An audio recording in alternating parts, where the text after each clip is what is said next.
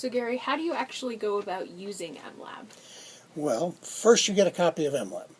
And you do that by going to the website, www.civilize.com, and downloading a copy for your computer, following the directions given there on how to install it. Installing just consists of copying files to appropriate directories. When you have MLAB, although you can explore using MLAB by giving commands at the command line, step by step, and drawing graphs, and that's a very common way of doing things in MLAB, real practical applications involves building a script, a program in the MLAB language called a do file. The reason it's called a do file is because you execute a script file by saying do script. If the name of the file is script.do, for example, containing a set of MLAB commands. The reason you set up these so-called do files is because you can edit them and change them without having to retype everything you're doing. You can also fix bugs in them as you're developing them easily without having to retype so many things and become frustrated at that. So the standard way of using MLAB, in fact, is to write a script, perfect the script, and use the script for your production activities when that state arrives. For example, the use of MLAB for analyzing insulin glucose data is often done with a script of that form.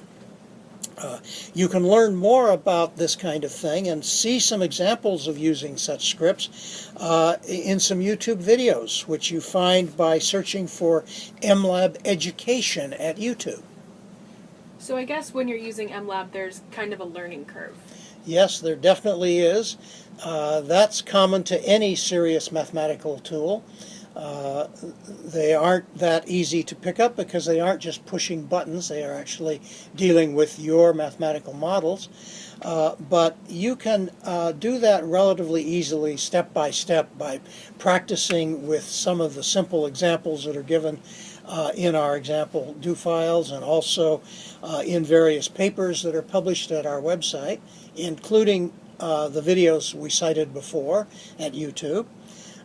So it's not an insurmountable thing to master MLAB, but it does take more than 20 minutes of commitment to do so. So when could you expect to be proficient in using MLAB? Well, depending on your mathematical and statistical background, I would say that a few hours of exploration ought to make you proficient enough to start doing serious mathematical activities with MLAB. So if you get stuck using MLAB, is help available? Oh, yes. We not only have the publications available online, the reference and the application and example manuals, we have many example papers as well online. And don't forget, you can always go to YouTube and look at the MLAB education videos that are there.